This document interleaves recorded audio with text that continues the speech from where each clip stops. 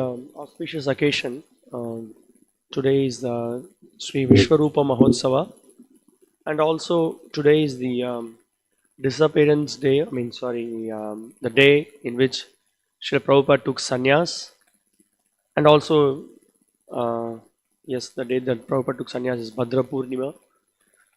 So it's all very auspicious. So, in memory of this occasion, we will try to remember about Vishwarupa, brother of Sri Chaitanya Mahaprabhu, and also we can remind ourselves of the conditions and the mood and the intentions for which Srila Prabhupada took sannyas, and how by Srila Prabhupada's sannyas the entire humanity got benefited. We'll try to discuss, we'll try to read from Srila Prabhupada Leelamrita as well. So, in the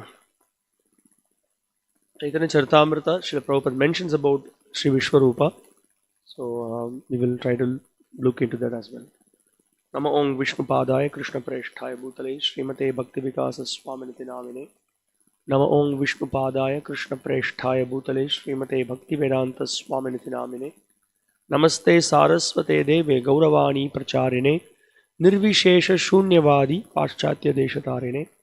Jaya Sri Krishna Chaitanya Prabhu Nityananda Sri Advaita Gadadhara Sri Vasadi Gaura Bhakta Vrinda Hare Krishna Krishna Krishna Hare Hare Hare Rama Rama Rama Hare Hare. I'll just try to look into that verse from Chaitanya Charitamrita, Adi Leela, chapter 10, text 106.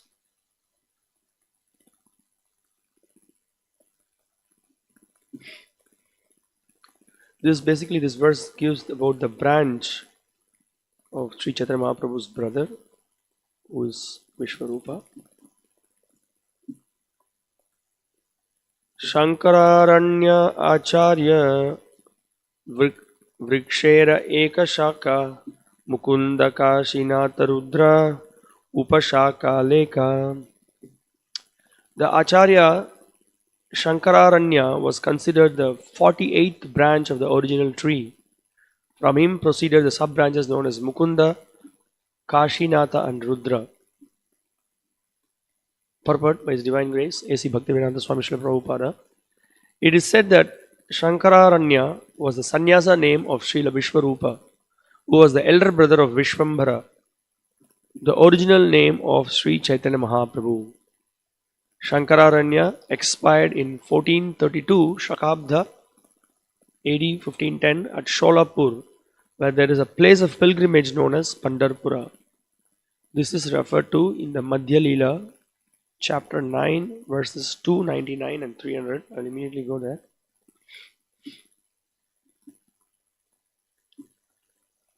Tara Eka Jogaputra Karijache Sanyas Shankararanya Nama Tara Alpavayas.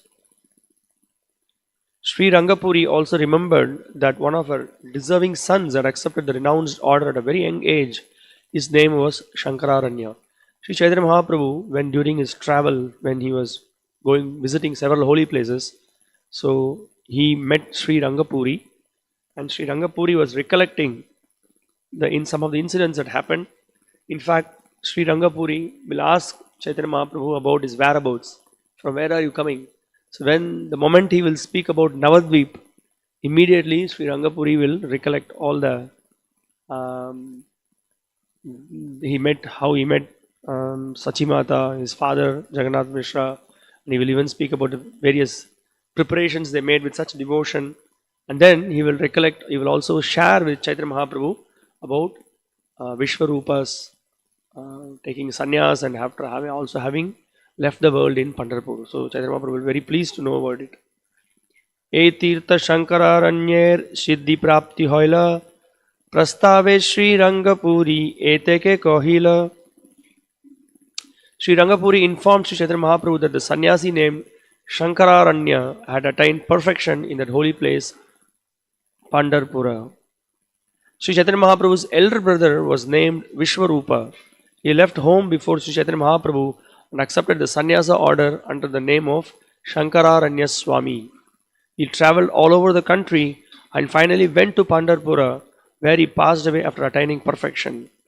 In other words, he entered the spiritual world after giving up his mortal body at Pandharpura.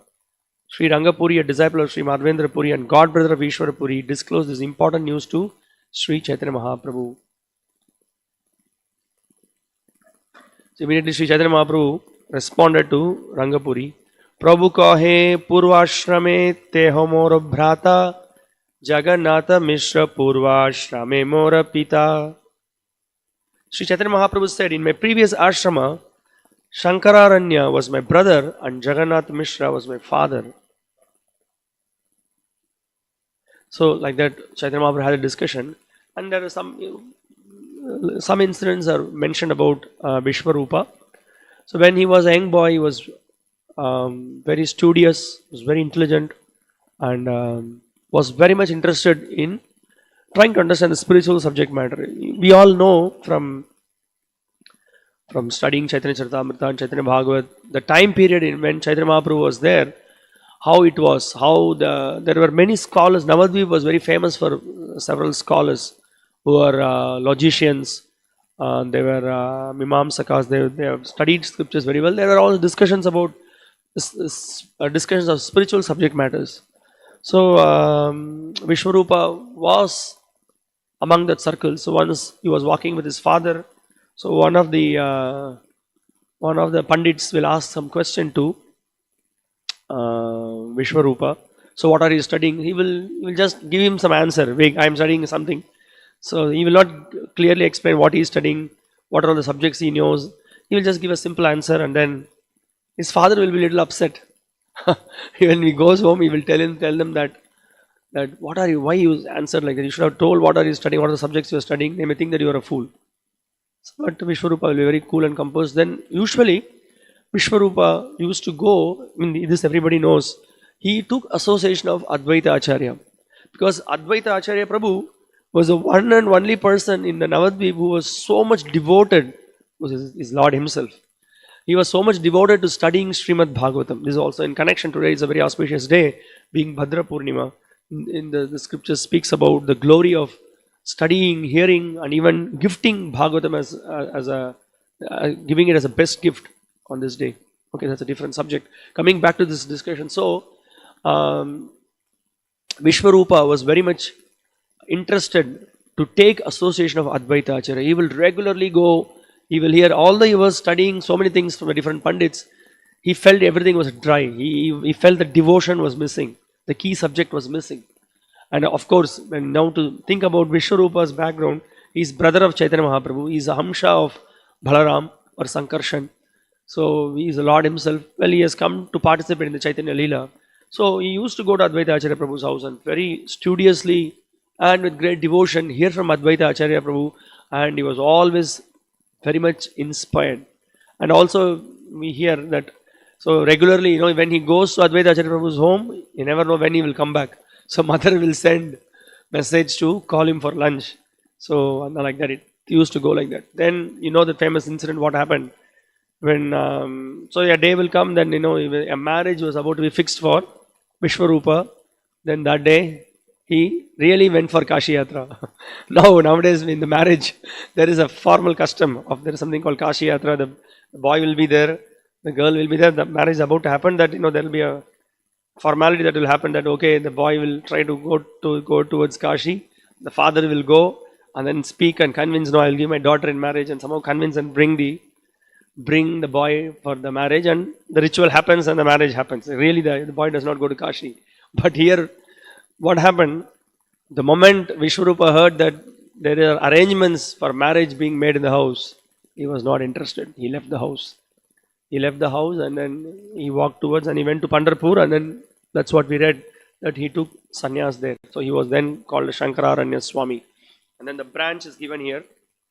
Now, well, it's a side point, but something for us to always remember and then be very careful and watchful because it has a lot of significance. So Sachimata was always little uncomfortable with Visvarupa taking too much association of Advaita Acharya, because gradually he was losing interest for anything that's material. So that was one of the impetus for Vishwarupa to leave the house and then take sannyas. So Sachimata, she never cursed Advaita Acharya, saying, but something was going in her heart. She was not happy with Advaita Acharya at all. In fact, she was very upset. So just for this reason, Chaitanya Mahaprabhu never wanted to give her Prema Bhakti. Of course, who is Sachimata? Who is Chaitanya Mahaprabhu? They are transcendental personalities. They are just, this incident shows that one should be very careful to offend a pure devotee. We have to be very careful about this. So Vaishnava Aparad, that's being mentioned. And then later we know what happened. Then after, by the divine arrangement, Sachimata will take the dust of Advaita Acharya and put that on his hair, on her head, and then Chaitanya Mahaprabhu will be very pleased. So that's the incident. That's the whole point. So Vishwarupa, in this way, he took sannyas, and then he showed to the world that Vairagya and Vidya both are required to practice bhakti. Although bhakti is independent of both of the things, but then now when we study about Srila Prabhupada's life history, we will understand how his own god brothers and how Bhaktisiddhanta Saraswati Thakur himself insisted that there was a need for sannyas, so that the message of Lord Chaitanya can be preached far and wide, and it also has the weight when the message comes from a true renunciant. In fact, when we study the life of Sri Chaitanya Mahaprabhu, we understand that, right? Sri Chaitanya Mahaprabhu himself, he was, as a Nimai Pandit, he was little playful, he will be very argumentative, he will have fun, he will defeat, he will have arguments and like that. But then one day they were, I think it was Gadadhar Pandit and Advaita Acharya were discussing, and they were saying, oh, if this Nimai, if you could be a very serious devotee, how nice it would be. Then one time Nimai himself said that one day you will all see me, you will all appreciate me, I will become very serious, and then you will know about me. So later he takes sannyas. So the point is that the sannyas ashrama in the Vedic culture has got a very significant role to play. The sannyasis, they direct the entire society in proper scriptural path and to take up to the path of devotion. So, so on this day of the most auspicious Bhadra Purnima day, so Vishwarupa, the brother of Sri Chaitanya Mahaprabhu, he took sannyas. Following in his footsteps, our own founder Acharya, His Divine Grace, A.C. Bhaktivedanta Swami Srila Prabhupada, he took sannyas, and it's all very significant, and then it's played a very great role in the history. We can see when Srila Prabhupada met Srila Bhaktisiddhanta Saraswati Thakur in 1922. So in his first meeting, he accepted Srila Bhaktisiddhanta Saraswati as his spiritual master from his heart, because it was a revolutionary thought for Srila Prabhupada after having met Bhaktisiddhanta Saraswati Thakur, because the argument that he posed, and then the revolutionary idea he had about Krishna consciousness, how Krishna consciousness need not wait for anything, for independence or whatever. So that made Srila Prabhupada had a very powerful impact. And also Srila Bhaktisiddhanta Saraswati Thakur insisted, Srila Prabhupada, the need for preaching in the West. That you are a young boy, you are an educated young boy, you can speak English, preach the message of Lord Chaitanya. So that was that became the impetus, and Srila Prabhupada took it as his life and soul. And he was in Allahabad, he was formally initiated later. He was called as Abhay Charanaravinda. So Abhay means fearless, and Charanaravinda means one who has taken shelter of the lotus feet of Krishna. Then later, during his practice, during his household days, Srila Prabhupada was although he appeared like an ordinary householder, he was very much, he kept his vision. He had the vision of, always he kept in mind how to spread the message of Lord Chaitanya. So he was working vigorously. You saw he was ready to publish the Back to Godhead magazine. He was working on the fortnightly magazine. He was used to write articles. He used to get the articles printed.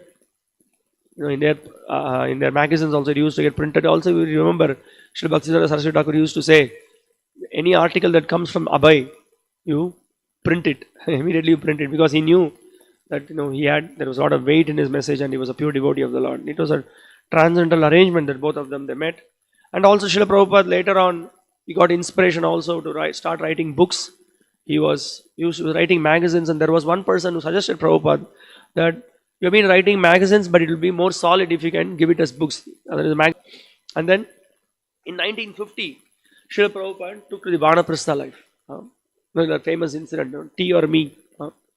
So Srila Prabhupada left the house and he took Vanaprastha, and he was very, very, all the time. He used to, anyone, even during his what to say, during his family life times also, he was always trying to help the Gaudiya Math. When he was in Bombay, he was trying to arrange for a place for them. He was trying to help in the preaching mission. And then this time, Srila Prabhupada very seriously took endeavor to go to Jhansi, and he started the League of Devotees, and he was trying to push there. And for whatever reason, somehow because of some local politics there, things did not work out. So he left Jhansi, and then he went to Mathura. That is where he met his god brother. In Keshavji's Math, he was there. So Srila Prabhupada stayed there in Keshavji Gaudiya Math, and there was also ideas in Chaitanya Math. Prabhupada was proposing that he wants to go to the West, he wants to preach the message of Lord Chaitanya, and all those things were going. So he took shelter of Keshavji Math. So here from Srila Prabhupada Leelamrita, few instances I would like to read, and we will discuss about that. Okay. Abhay next turned to Keshav Maharaj in Mathura, and Keshav Maharaj told Abhay to take sannyas immediately. After corresponding with Tirtha Maharaja, Abhay had left some uncertainty about accepting sannyas, and now that he was being encouraged so strongly, he resisted, but Keshav Maharaj was insistent. The background is that, in the Tirtha Maharaj and others, they were not so much supportive or encouraging Srila Prabhupada. But the first and foremost thing that Keshav Maharaj insisted, that you want to preach, better you take sannyas. So this is what he was insisting. Srila Prabhupada, I was sitting alone in Vrindavan, writing. My godbrother insisted to me, Bhaktivedanta Prabhu, you must do it. Without accepting the renounced order of life, nobody can become a preacher. So he insisted. Not he insisted, practically my spiritual master insisted. He wanted me to become a preacher. So he forced me through his godbrother. You accept. So unwillingly I accepted, Prabhupada says. This is amazing, no? This is an amazing character of a pure devotee, that they could see the hand of the spiritual master and Krishna in every incident that acts as an impetus to advance in Krishna consciousness. So immediately Srila Prabhupada's vision is like this. Yes, my godbrother was insisting me, but actually my Guru Maharaj is insisting me through him. So Keshavji Gaudiya Math was located in the midst of one of Mathura's downtown bazaars. Its main entrance, an arched doorway, led into a courtyard open to the sky through a metal grating above. The architecture was similar to that of the Vamshi Gopalji temple. The atmosphere was secluded as in a monastery. Abhay was a familiar, welcomed figure here. He had lived here, written and studied in the library here, edited the Gaudiya Patrika, and donated the deity of Lord Chaitanya, who stood on the altar beside the deities of Radha and Krishna. I think some devotees recently went to the Keshavji Gaudiya Math when they went to Mathura. So beautiful deities, and you can still, when you go there, you can see the deity that Srila Prabhupada gave there is still there. But his visit during September of 1959 was not an ordinary one. He entered the Math dressed in white, Abhay Babu, but he would soon be leaving dressed in saffron as a Swami.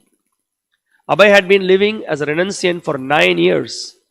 There was no need for him to observe a ceremony or to proclaim himself a sadhu by changing to saffron dress. But it was the parampara system that a man take Tridandi Sannyasa at the end of his life. He was aware of the cheating sannyasis. Even in Vrindavana, he had seen so-called sadhus who did not preach but simply spent their days hunting for chapatis. Some Swamis of Vrindavana even indulged illicitly in what they had supposedly come here to reject: sex life. Now, we can see in the history that we have been hearing in the last 2 days also, Srila Bhaktivinoda Thakur appearance day also, and other times, that how the true Vaishnava culture, the Gaudiya Vaishnava heritage and the culture was so high, we came to give the Sri Chaitanya Mahaprabhu came to give the topmost resplendent pure love of God, and how gradually over Sakale Neha Mahata, over a period of time, gradually it declined. And in fact, the some of the religionists and others, they felt that Gaudiya Vaishnavism means it's kind of a something, some kind of a sex religion. They had such kind of an ideas. So that was the time when Bhaktivinoda Thakur was there. The preaching was really very difficult. Even then, you can see in so-called Babajis and others in Vrindavan, they are misusing the position. So that is what exactly here Satsvarupa Maharaj is mentioning. That Srila Prabhupada is aware of all those the risks of sannyas, how people were cheating and they were not really qualified. So here Satsvarupa Maharaj is continuing. Such persons were making a mockery of sannyas, and there were the caste Goswamis also, who lived like ordinary householders, running temples as a business to support their families and accepting honor and donations from the public on the false basis of birth. Abai knew of these abuses of sannyas, but he also knew the real purpose of sannyas. Sannyas was for preaching. So this is the whole very important message. So the entire ashram of sannyasa is not for any facilities, not for any position, not for any fame. It is for selfless preaching. And also another amazing thing that was that hit everyone with Srila Prabhupada was that when Srila Prabhupada went to the US, we all can remember, Srila Prabhupada said that many of the Indians, they go to the West for what? For want of technical knowledge or for earning money. And Srila Prabhupada was very clear. He said that I came to give. I did not come to take anything from here. So that was Srila Prabhupada. And Srila Prabhupada was very clear in that idea. So here the event was mentioned. On the morning of September 17, 1959, in the 50 by 25 foot DT room on the second floor of the Keshavji Mutt, a group of devotees sat before the deities of Radha Krishna and Lord Chaitanya. The deities were colorfully dressed in royal clothing and silver crowns. Radha Rani's right hand faced palm forward in benediction for the worshipper. At her side, her left hand held a flower for Krishna. Krishna stood like a dancer, placing his right leg in a causal tiptoe pose before his left, playing his long silver flute, which he held gracefully to his red lips.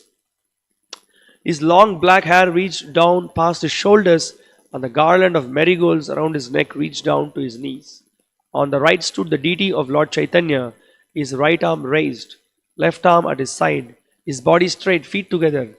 He was a soft golden color, and he had large eyes, a well-formed red mouth, and straight back hair down to his shoulders.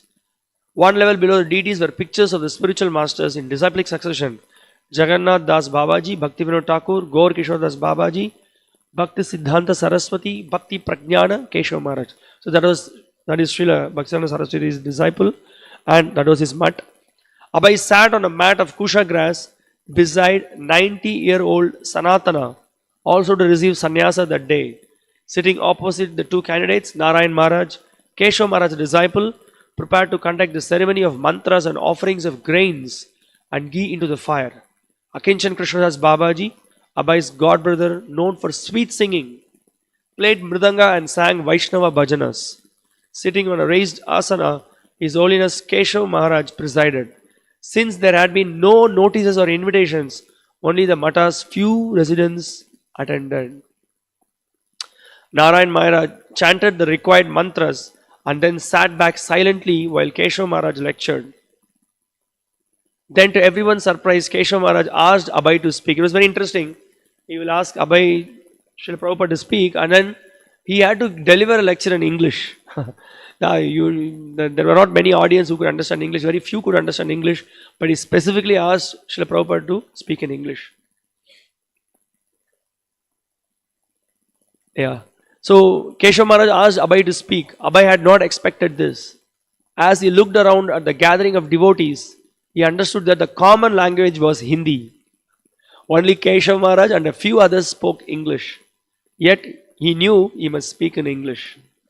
After Abai's speech, each initiate received his sannyasa danda, the traditional head-eye staff made of 4 bamboo rods bound together and completely enwrapped in saffron cloth.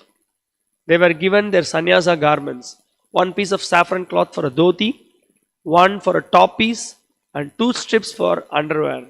They also received tulasi neck beads and the sannyasa mantra. Keshav Maharaj said that Abhay would now be known as Bhakti Vedanta Swami Maharaja and that Sanatana would be Muni Maharaja. After the ceremony, the 2 new sannyasis posed for a photo standing on either side of their sannyasa guru who sat in a chair. It's a famous photo, I think many of the devotees would have seen Srila Prabhupada standing and Keshav Maharaj in the middle. Keshav Maharaj didn't impose any strictures on Abhay. He simply encouraged him to go on preaching. Yet Abhay knew that to become A.C. Bhaktivedanta Swami did not mean merely that he was giving up family, home comforts and business that he had done 5 years ago. Changing from white cloth to saffron cloth, from Abhay Babu to Bhaktivedanta Swami Maharaj had a special significance. It was the mandate he had required, the irrevocable commitment.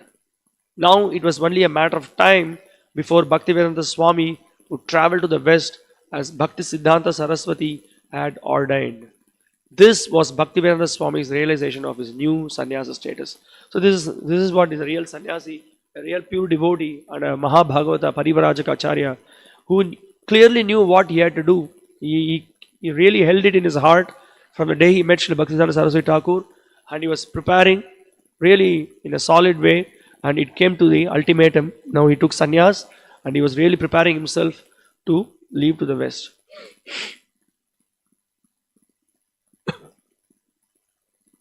The Gaudiya Patrika's account of the sannyasa initiation included a biographical sketch of Srimad Bhaktivedanta Swami Maharaj listing the major events of his life.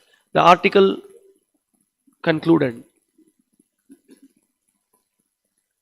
seeing his enthusiasm and ability to write articles in Hindi, English and Bengali, Bhaktisiddhanta Saraswati Maharaja gave him the instruction to take Tridandi Sannyasa. For nearly 1 year he had been ready to accept sannyas. In the month of Bhadra, on the day on which Visvarupa accepted sannyas, Bhaktivedanta Swami at the Sri Keshavji Gaudiya Math accepted sannyas from the founder of the Vedanta Samiti, Bhakti Pragyana Keshav Maharaj. Seeing him accept his ashram of renunciation, seeing this pastime for accepting the renounced order of life, we have attained great affection and enthusiasm. Now, there is another interesting, I think many devotees would have heard this lecture, so I have just collected some of the points from there. So this was the time when Srila Prabhupada was in the West. So one fine day he received a letter hearing that Bhakti Pragyana Keshav Maharaj has left this world, and Srila Prabhupada has his own realizations of that. And if you hear when you hear this lecture today, you can see Prabhupada in tears expressing his great affection for him, and also he is expressing his mood, how he took sannyas. He was very humbly, Srila Prabhupada is presenting, like he was not ready, he was kind of into family life, but he was forced to take sannyas. Prabhupada is presenting that. It will be very interesting, you can hear the audio of that, but here from there we will read some point of that. Afterwards, Prabhupada said, I have just received one telegram from India. The person who gave me sannyas has left his body, is telling his disciples. Prabhupada continued to explain, one has to accept the renounced order of life from another person who is in the renounced order. He said, I never thought that I shall accept the renounced order of life. In my family life, when I was in the midst of my wife and children, sometimes I was dreaming that my spiritual master was calling me and I was following him. When my dream was over, I was thinking I was a little horrified. Oh, Guru Maharaj wants me to become sannyasi. How can I accept sannyas? At that time, I was feeling not very much satisfaction that I have to give up family and become a mendicant. At that time, it was a horrible thing. Sometimes I was thinking, no, I cannot take sannyasa. But again, I saw the same dream. So in this way, I was fortunate. My Guru Maharaja, here Prabhupada's voice choked. So you can hear that he was completely choked. And he became overwhelmed with emotion. He pulled me out from this family life. For moments, Prabhupada could not speak. Everyone present saw tears pour from his eyes.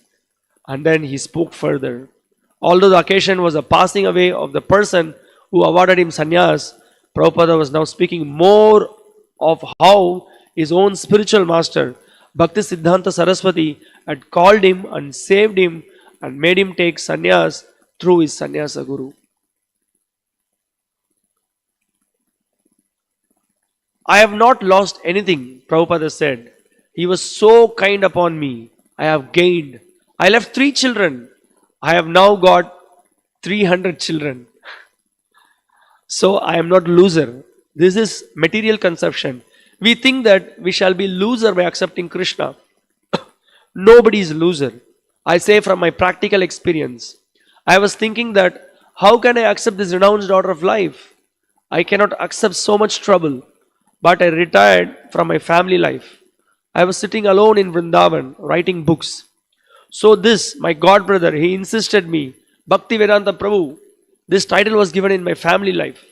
It was offered to me by the Vaishnava society. So he insisted. Not he insisted, practically my spiritual master insisted me through him that you accept. Because without accepting the renounced order of life, nobody can become a preacher. So he wanted me to become a preacher. So he forced me through his god brother. You accept. So unwillingly I accepted, and then I remembered that he wanted me to go to the Western country. So I am feeling now very obliged to my this god brother that he carried out the wish of my spiritual master and forced me to accept this sannyasa order. So this god brother, His Holiness Keshav Maharaj, is no more. He has entered Krishna's abode. So I wish to pass a resolution of bereavement and send that. And I have composed one verse also in this connection in Sanskrit. So you all present, you sign this. I shall send it tomorrow.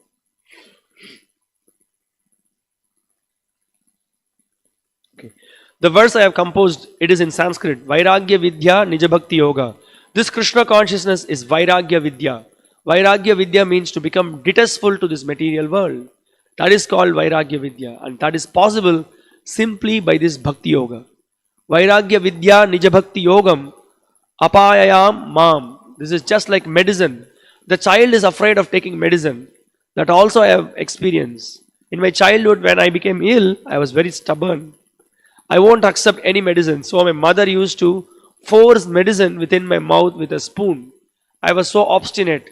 So anyway, similarly, I did not want to accept the sannyasa order, but this god brother forced me. You must. Apayayam. He forcefully made me to drink the medicine. Anavishyum andham. Why I was unwilling? Anavishyum means unwilling. Andham means one who is blind, who cannot see his future. The spiritual life is the brightest future, but the materialist cannot see to it. But the Vaishnavas, the spiritual master, they forcefully, you drink this medicine, you see, apayam, mam, anavishyum, andam, Sri Keshava Bhakti Prajnanam. So this is Srila Prabhupada himself composed this.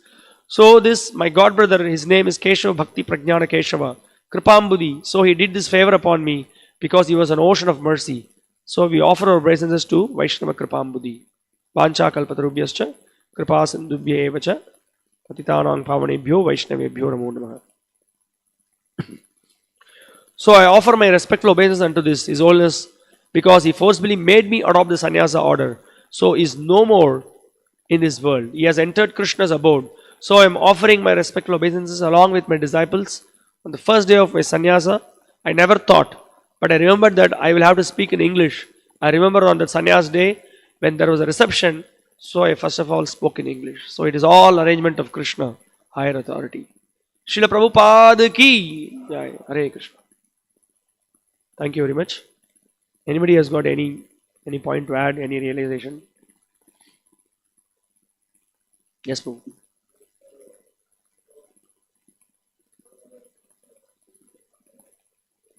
Yes, Prabhu.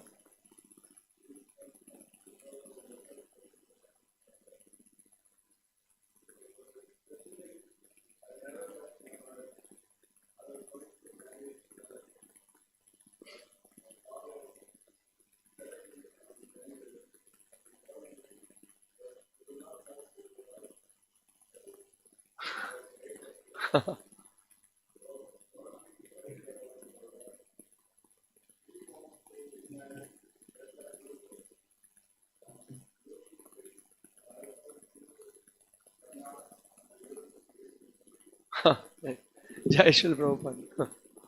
Right, Raman. Srila Prabhupada's fathers? Prepared him for sannyas. Amazing.